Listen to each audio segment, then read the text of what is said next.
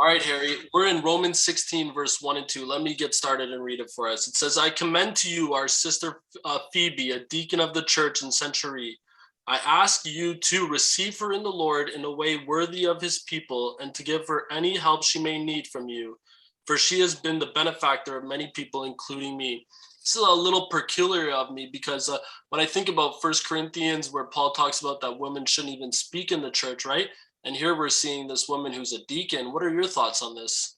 Yeah, it is quite fascinating. And so as you read this whole chapter, when before we're not going to read the whole chapter, but about 40% of the people on this hero list in this chapter are women. Mm. And this is really interesting. So Paul is supposedly, according to history, he is actually writing this letter from Corinth or Greece or Centuria. These are all Centuria and Corinth are right beside each other in Greece. And this letter is supposedly written from there to Rome, to the Roman church. Paul has never been in Rome.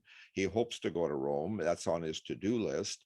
And he's writing this letter, sending this lady there to help with the ministry in Rome.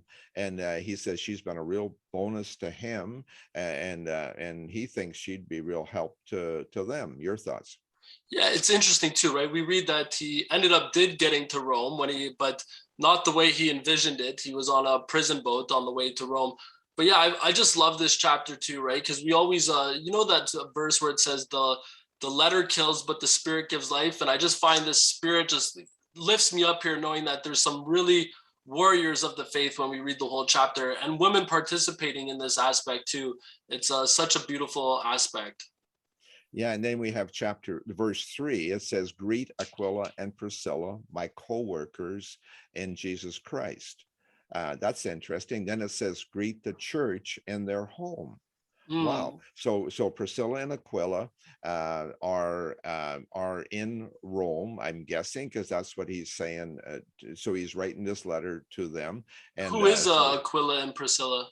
well, we read about them a lot because they've been with Paul. They were companions of Paul at different times and so on.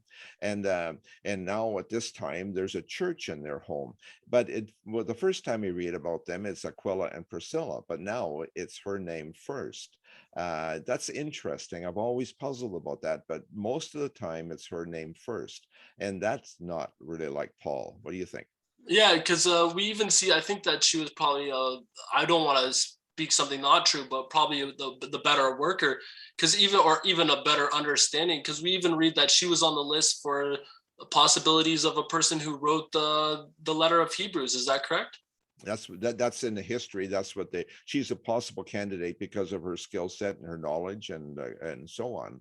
So it was and they have a church in their home. So yeah, this is interesting. And then we look at the next three names: greet Apenetus, greet Mary, and then the next one, greet Adronicus and Junia, outstanding among the apostles. Now, this couple is outstanding among the apostles. So Paul is considering them preacher, teachers, apostles, a man and his wife.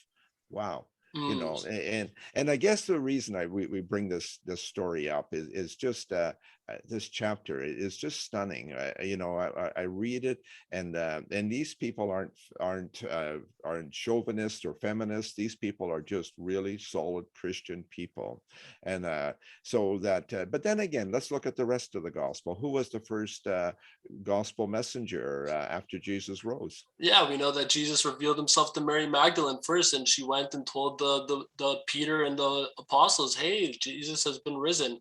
It's so beautiful, right? It's a working, like, this is my understanding of it, is with God, it's an open position. Whoever loves the Lord more is always going to get these responsibilities like this, and it's not about whether you're a male or a female or a Greek or a Jew. Yeah. What really matters is, are you connected with God? And that's what when we see this, it's like we're so less letterized, where it's like it says right here this, where we can get a fuller understanding of what truly our loving God is. Yeah, and one more item. Lazarus, Mary, and Martha. Jesus loved them a lot. He visited that. And whenever he went to Jerusalem, he stayed at their place in Bethany, 5 miles south of Jerusalem. And Mary was the one that anointed his feet a few days before, I guess, before Calvary. Um, Martha, she was eager to serve by that time. She recognized Jesus. She said, "You are the Messiah." She Mm, recognized who Jesus was. Jesus was really blessed in that home also. And two of the out of the three reasons were Martha and Mary, and then don't forget his mother. She played a real vital role. So I just have I've spiritually I've always had a super regard for the women folk, and this chapter really thrills me to see how big a part they actually played in the early church. amen. Thanks a lot for this, Harry. Thank you.